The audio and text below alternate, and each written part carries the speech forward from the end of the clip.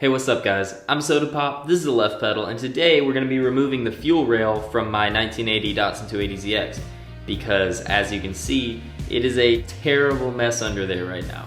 Once we pull this one out, we're going to be replacing it with something different. Should be a pretty simple project, let's get to work.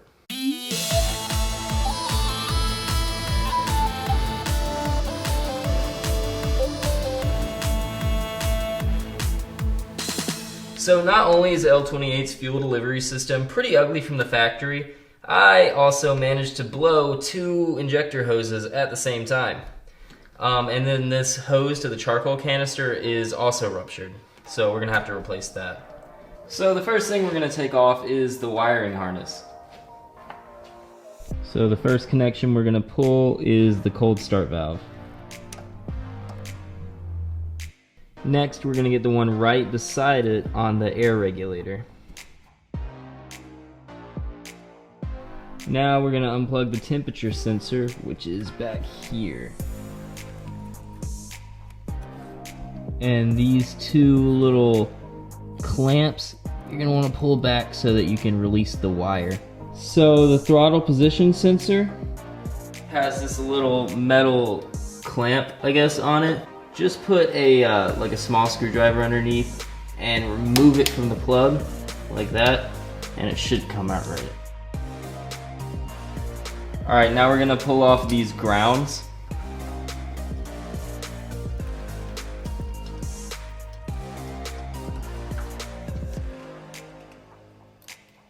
Alright, now the wires for the injectors are just like they were for the throttle position sensor. You want to get a tiny little screwdriver and pop each one out.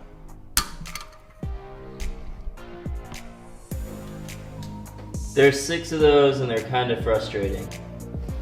But once you figure out how to pop one off, the rest come off pretty easy. Now we've unplugged all the wires on the intake manifold and injectors. So here's the super satisfying part.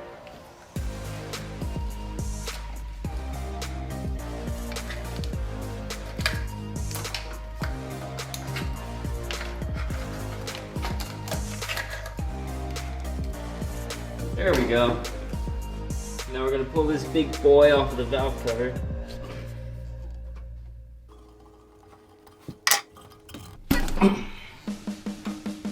We're also going to pull off this vacuum line right in front of it.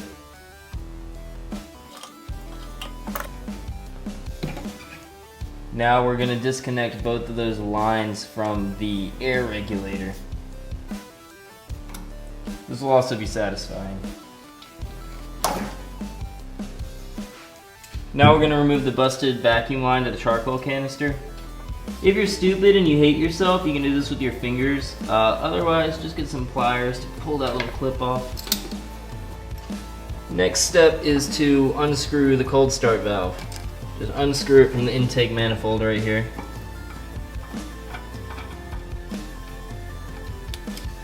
You'll notice all this black stuff on the valve cover. That's because I have an intake exhaust manifold gasket leak. So we're going to be replacing that while we're at this. And then we're going to pull this vacuum hose off of the fuel pressure regulator. So the next thing we're going to do is unscrew these injectors from the intake manifold. If you get really lucky, these will all come off using just a screwdriver. If you're like most of us, then at least a few of them will probably be stripped and not want to come out. In that case, just grab a socket wrench and yell at it for a few minutes until it decides to let go. Alright, now we're going to come around to the other side of the car, and we're going to disconnect the fuel rail from these rubber fuel lines. You're probably going to lose some gasoline here, so be ready for that.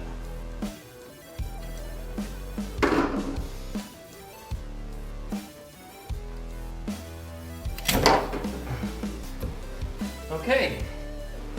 Ow. It's not supposed to just rip in half. Alright, screw it. Screw it. We're gonna replace this hose anyways. Alright. Alright, so look. You're gonna need to get a 12mm socket right in here. I know it's kind of hard to see on the camera, but when you're in your car, it's pretty simple to figure out.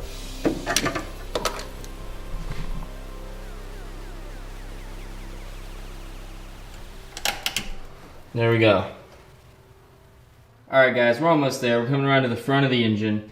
This step is easily the most unnecessary, but for whatever reason, Nissan decided to mount the fuel rail underneath the belt tensioner. So you gotta take off the belt.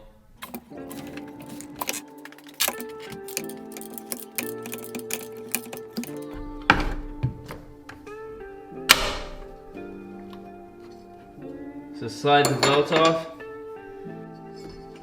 Yeah, you gotta pull off the whole tensioner. Alright, so there's 3 bolts holding the tensioner in. There's one right here on the top. There's one underneath here. And then there's one underneath on this side.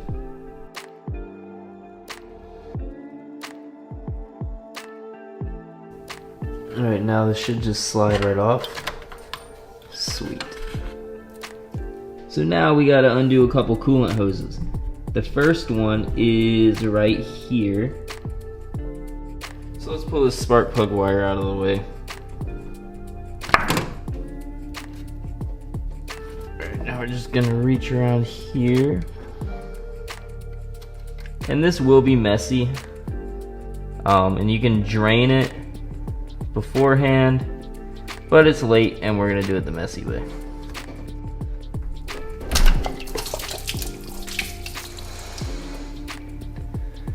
Okay, so maybe we should have had some kind of plug ready before we pulled that off. Let's try that again.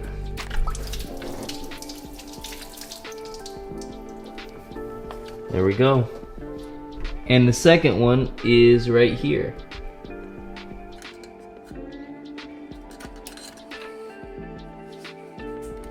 Okay, so we gotta get both of these rails past this stud right here.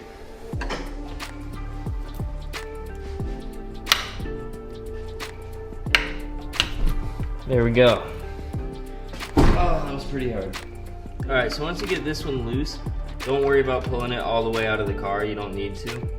Now we're just gonna get the bracket from the actual fuel rail off. You just gotta kind of work it a little bit.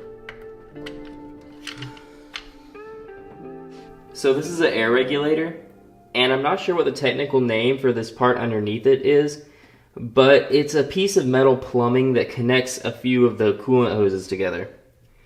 Anyways, I thought it'd be easier to leave these on, but I was wrong. You do have to take this whole assembly off because there's a little tab that's in the way of getting the fuel rail off.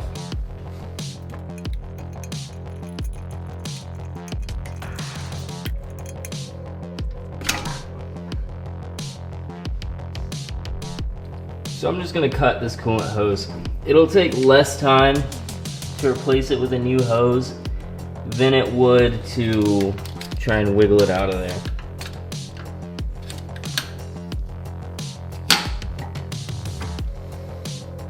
Scissors are a good tool. Scissors are an underrated tool.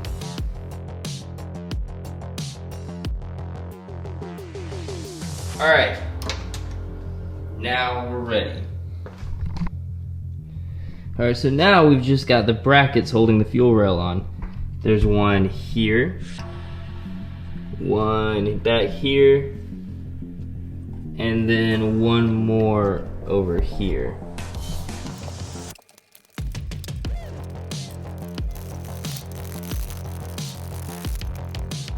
Finally, we're ready to pull the fuel rail out of the car.